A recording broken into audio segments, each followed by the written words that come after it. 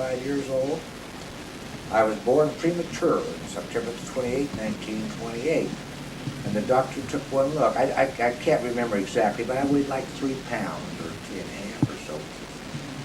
Just gonna, you sure gonna keel over. And the doctor said, forget it, take a picture of him, and remember that you had a grandchild. Lots of children died those years, especially before.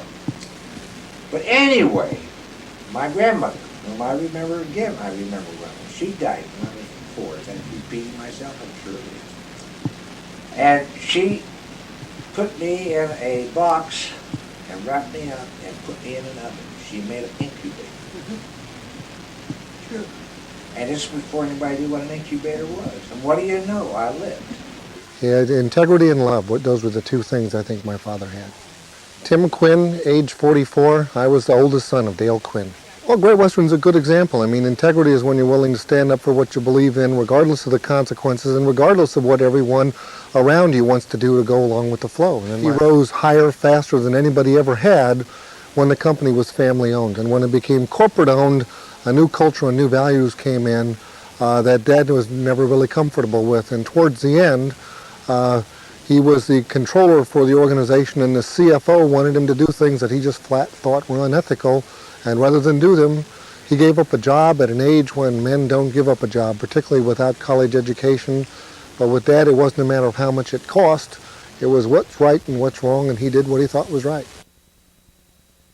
When my grandma was 7 years old, she went home to her mother, and she said, I'm going to marry Dale Hughes Quinn.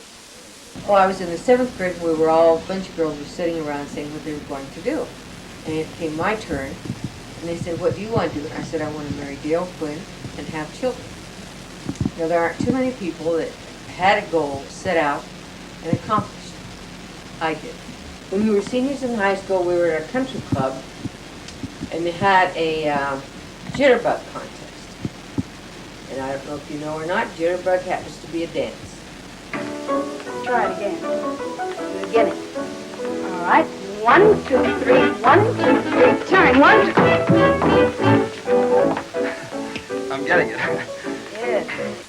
My grandpa and my grandma could jitterbug like nobody's business. They are the best jitterbugs. My grandpa has taught every one of the women grandchildren in his family how to jitterbug. Anyway, Dale and I won a $2 bill. We tore it in two. We each took half. Which they saved and bought their marriage license with.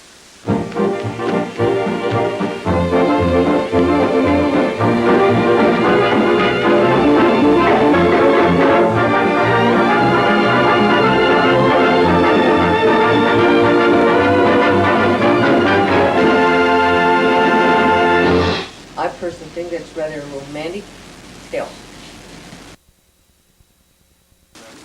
My name is Audrey Dawn Block. I am 22, and I am his first granddaughter. This is my daughter, his great-granddaughter, Kayla Lynn Block. She is 11 months. We were going to go up and see him and Grandma, and he passed away about 3 weeks after she was born, but I made a videotape of her and sent it to everybody, and he just thought she was great. He watched the video.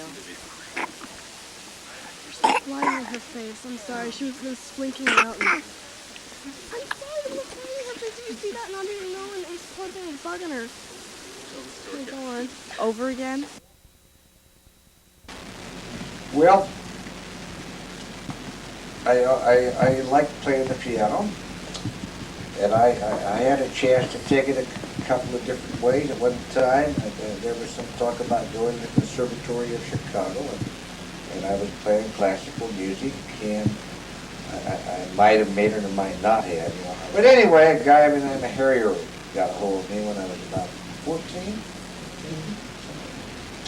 And we went out and started, I still went out and started playing dance bands in a place called Lost Park.